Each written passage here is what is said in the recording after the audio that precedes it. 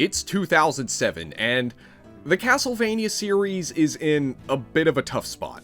While Konami is continuing to pump out Castlevania games and has big plans for the future, the most recent Castlevania game, Portrait of Ruin, while reviewed very positively, didn't sell as well as had hoped, and it seems like oversaturation is starting to set in with fans.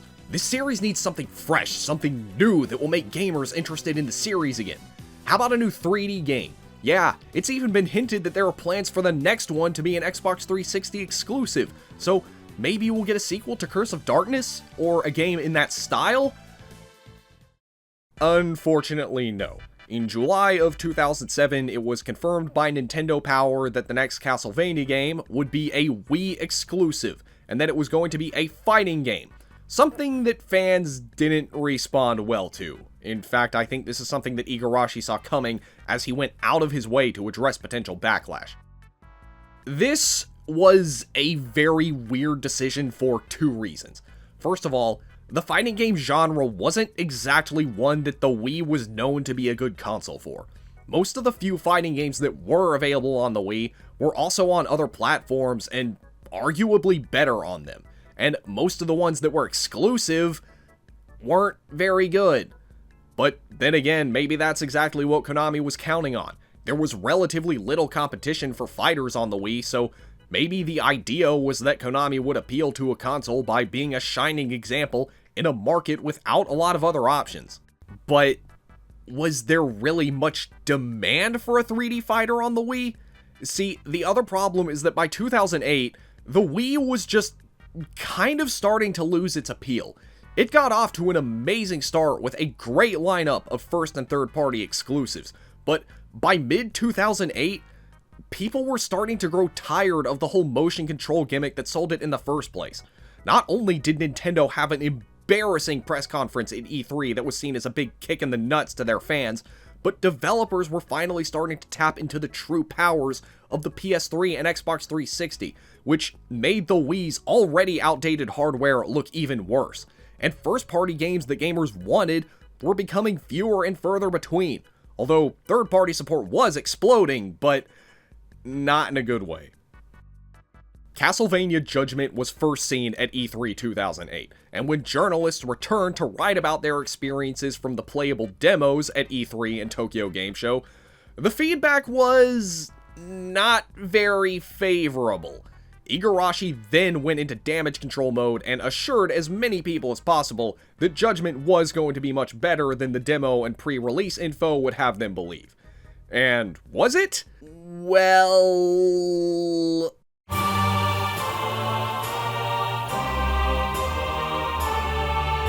yeah. Not only was Judgment torn apart by critics, it would quickly become one of the most reviled entries in the series by fans, with most of them refusing to even acknowledge it.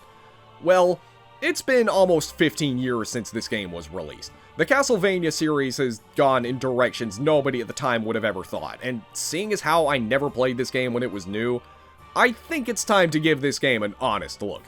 Was this game unfairly and unjustly criticized for not being what fans wanted? Well, let's find out.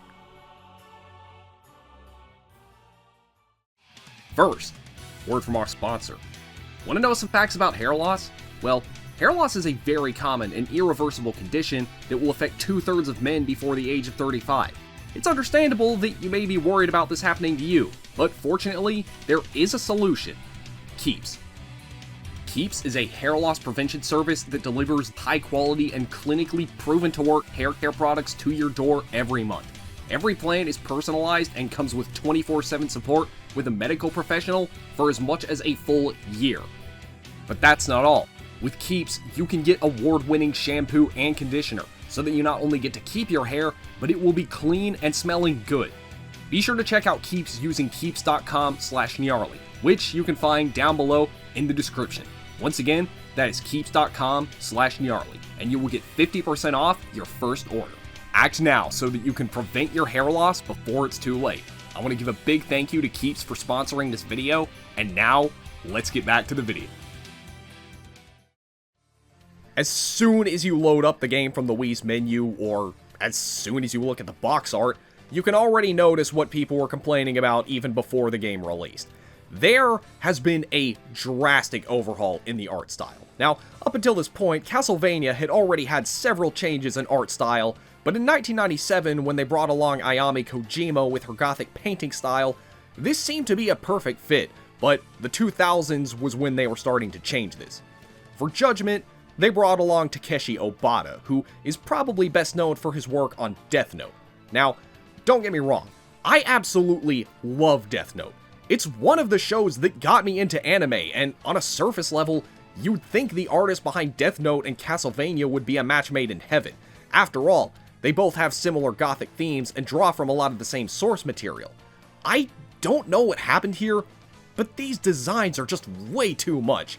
This art does not work for Castlevania. The designs range from tolerable to oh sweet St. Peter on a stick, what did they do to you? Look how they massacred my boy. Most of these characters look more like they belong in Thrill Kill than Castlevania. And speaking of characters, that's the next biggest issue with this game, the roster. While some of these characters are no-brainers like Simon, Trevor, Alucard, and Dracula, in fact some of them are even really cool inclusions like Cornell from Legacy of Darkness, which isn't even canon, and Shinoa from Order of Ecclesia, which only came out about a month earlier, others just feel arbitrary. Like Carmilla, who only played minor roles as a boss in most games, where she just appeared as a giant floating head, with her only major role being in Circle of the Moon, another non-canon game, Grant and Sypha, which...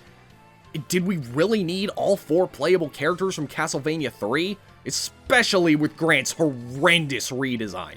And Gollum, a minor boss who wasn't even a boss in more recent games, just a really tough enemy. Surprisingly though, Gollum is my favorite character to play as, but I'll get to that later.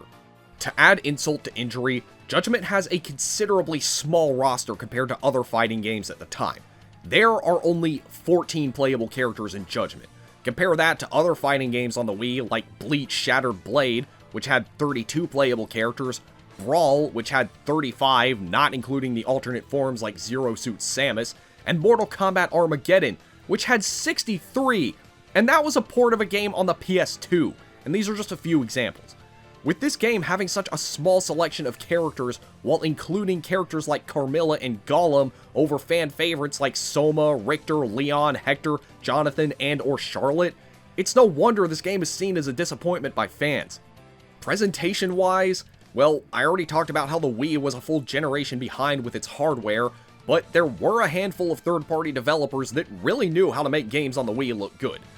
Judgment is, well, I mean, it looks about as good as most third-party Wii games at the time, which looked like late PS2 games.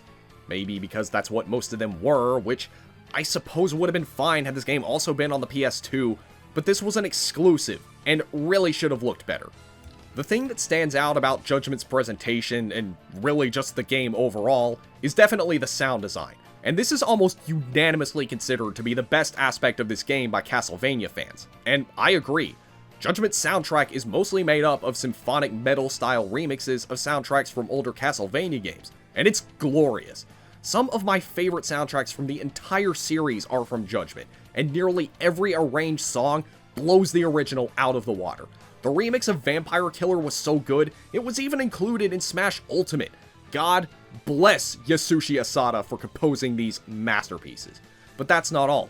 With this being a fighter, the cutscenes are extremely short and most of the voice acting is limited to short bits of dialogue before and after battles, but what little voice acting there is here is mostly quite good, and has a lot of all-star voice actors that I recognized even before looking them up, like Karen Strassman, who is probably best known for voicing Aegis. Your sweet cries of agony give me goosebumps.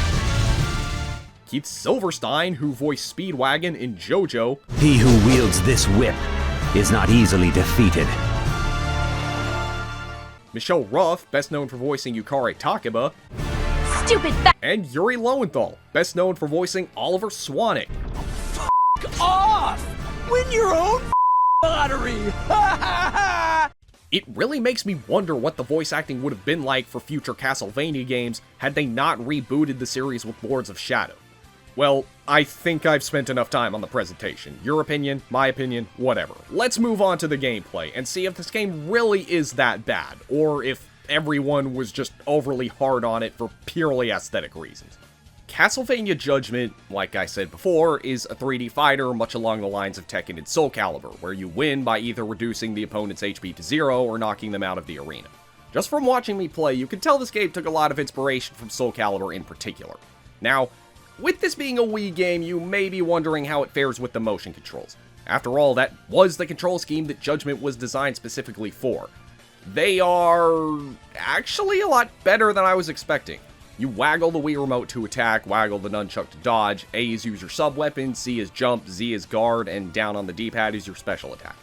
It's all pretty basic and doesn't even really have that much motion involved, but for all the criticism the controls of this game got, this really isn't that bad. However, in response to the feedback from the demos at E3, Konami added the option to play with the classic controller or the GameCube controller, and how does this work? Like I just mentioned, Castlevania Judgment has most of the fundamental features that you would expect from a 3D fighter. Blocking, dodging, jumping, attacking, etc. You have 4 basic types of attacks, but they're all done with the B button. You alternate types by pressing B either by itself or while holding down the A button and or moving the joystick. Now, I completely understand having different attacks for when you are and aren't moving the joystick, but the main issue here is that the A button by itself doesn't do anything. Wouldn't it have been easier to just use these different moves by pressing it? This makes it difficult to mix different attacks for combos as you have to awkwardly keep pressing B while holding down A and then letting go of A every time you want to switch to a different attack type. Then again, it's not like you really need to do this with most of the higher tier characters, as with them, most battles don't last any more than 30 seconds due to how fast the HP meter goes down, and can easily be won by just spamming the same attacks over and over anyway. Even the button placement for most of the standard actions is awkward. Blocking is done with the L button, which makes sense, but dodging is done with the C stick, while jumping is done with R, Y uses your sub-weapon, and X uses your special attack when your meter gets full. Just, who came up with this control scheme? It really just feels like an afterthought for a game that was never meant to have a conventional control scheme in the first place. The next problem is how combat itself works. Unlike most one-on-one 3D fighters where the two combatants are always focused on and facing one another, Judgment allows you to freely run around the map, and these maps are much bigger than they need to be. Apparently, the idea is that you're not just supposed to fight, you're also supposed to run around collecting sub-weapons and hearts from candles and breakable boxes, while also making use of hazards. I say supposedly because these hazards, which aren't even in every stage mind you, do so little damage and are so easy to avoid, the worst thing that they'll ever do is interrupt a combo. That is, unless you count the edges where you can get knocked off as a hazard, but even then, winning around by doing this isn't common at all. Most of the sub-weapons, aside from the holy water and the special ones that only certain characters have access to, barely make a difference. I didn't even think about them throughout my first time playing the story mode, and I did just fine. Although, one thing that is kind of neat is that your sub-weapons and hearts carry over between battles. And, if you're skilled enough, you can use sub-weapons to assist you in combos, but you shouldn't rely on them given how much of a limited resource they are, and that's even assuming you're able to get a good one.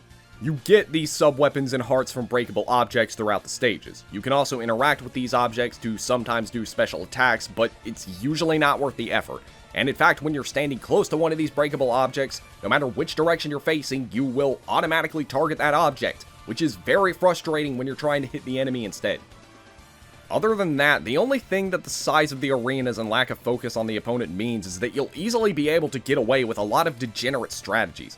Standing in the back spamming projectiles is one way to do this, but also if you're faster than the other player and you manage to get their health below yours, you can easily cheese a victory by avoiding them until the timer runs out. This style of design just doesn't work for a one-on-one fighter, and when you and the opponent are actually focusing on attacking one another, the openness of the levels and hazards and other objects are hardly a factor because of how quickly you run out of HP, and these matches will be over in around 30 seconds easily. If that were bad enough on its own, your special attacks are way too powerful. For nearly every character, they always take away half of the opponent's HP, and this meter goes up extremely quickly. I mean, when the battle starts, both players' meters are already half full. I get that super moves are an integral part of fighting games, but in Castlevania Judgment, it's just way too easy to cheese a victory by landing 1 or 2 lucky hits, and while these attack animations are cool, they take way too long. Sometimes they can last longer than the rest of the round. Castlevania Judgment just feels like a mishmash of different design ideas that don't complement each other at all. Like, they didn't have enough time to polish everything. It almost made me wonder if this game was even originally conceived as a fighting game, and if it was ever intended to support up to 4 players. And according to Destructoid, Igarashi said not to call it a fighting game, but more a group action game, like Power Stone. Now, I've never played Power Stone, but I have played a similar game called Kung Fu Chaos, and having watched gameplay of it, I can definitely see the resemblances. But almost everything Judgment tries to do, Power Stone and Kung Fu Chaos do much better. Not to mention, the sequel to Power Stone did support up to 4 players. Had that been the case for this game, and had there also been respawns with players having multiple lives, I could definitely see some of these design choices working a lot better. But what we get is just a failed hybrid between Power Stone and Soul Calibur with a Castlevania skin. And I haven't even gotten into the balancing issues that this game has. Some of the characters are just flat out better and have such obvious advantages over one another with little to no drawbacks that it's almost comical.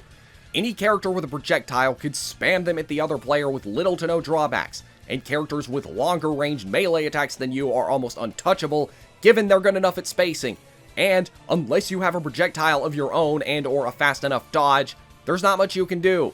Some characters also have nearly inescapable combos that can pretty effortlessly juggle the opponent around the whole match by spamming the same attacks, while with others, you'll be lucky to land a single hit against certain characters.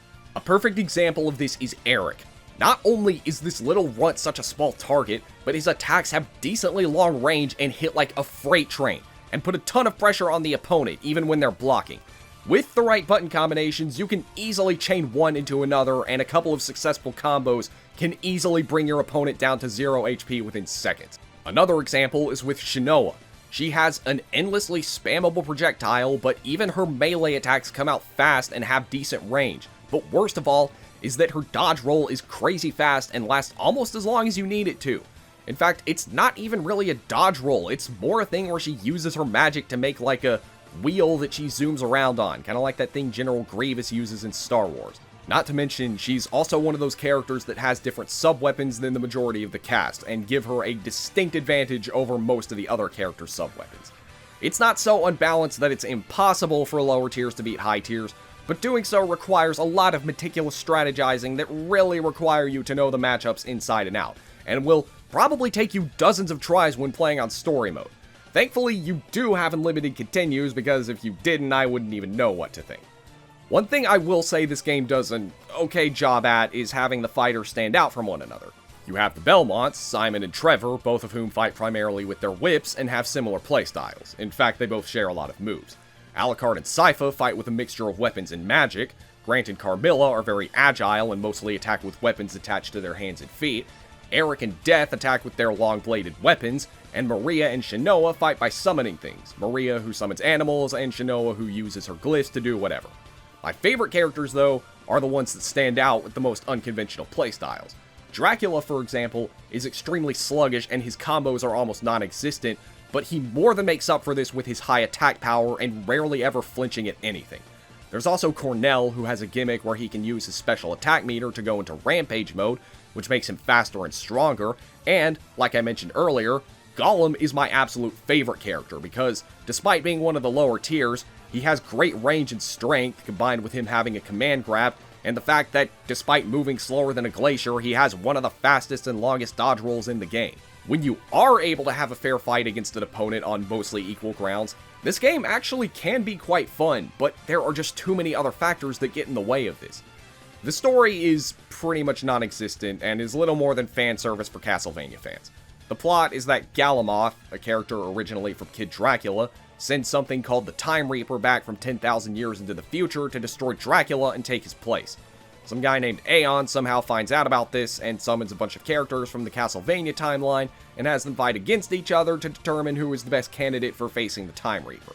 Like most fighting games from the 2000s, the story mode mostly plays the same for every character. You just go through, fight a bunch of other characters, and occasionally swarms of enemies and or bosses lazily ripped straight from Curse of Darkness, with small bits of dialogue before and after, some of which I was better off not knowing existed. Why, hello, sweetie pie. You'll make a nice little appetizer. Even Once you beat the story mode for all the characters, you can fight the Time Reaper, who is just a recolor of Death from Curse of Darkness, and is about as well designed as you would expect. And then you beat him, and now you can attempt it again with everyone else, which I do not have the patience to do. I mean, I barely had the patience to get to this point in the first place. But what other modes does Judgment offer? Well, you have Arcade Mode, which is little more than story mode with small differences in every match being best 2 out of 3. You have Survival Mode, which is basically an endless wave-based gauntlet of you fighting one enemy after another without your health being restored between matches. It's a cool idea, but I just wish it were part of a better game. Then there's Castle Mode, which is probably the most unique mode in this entire game. Basically, this mode attempts to bring Metroidvania elements into the game. You go to different rooms in the castle where you either have to fight characters or monsters, sometimes with special challenges and objectives added. You can also discover save points, and you can keep doing this until you find and defeat Dracula.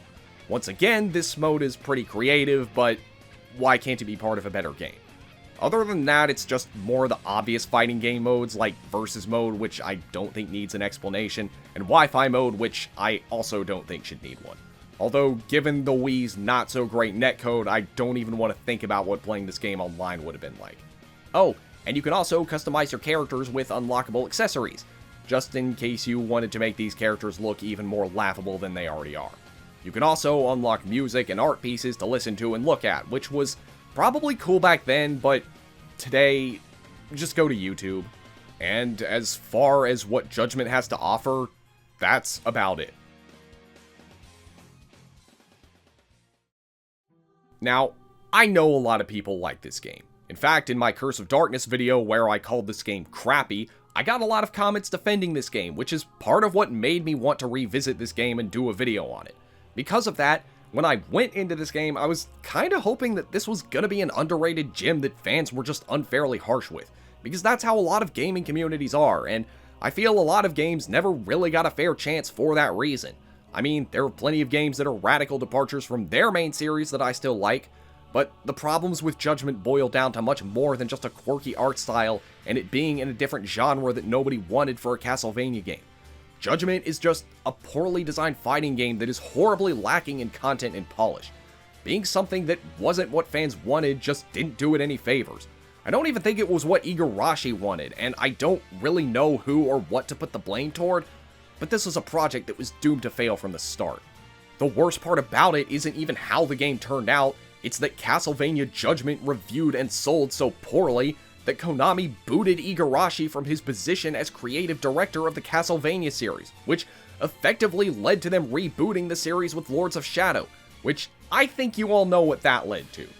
Castlevania Judgment may not have solely killed off the Castlevania series. In fact, shortly after its release, we'd get an amazing throwback to classic Castlevania, but the damage was already done. It was the start of a downward spiral that would lead to the sad end to one of the best franchises in all of gaming, but maybe we'll be getting some more Castlevania games in the future.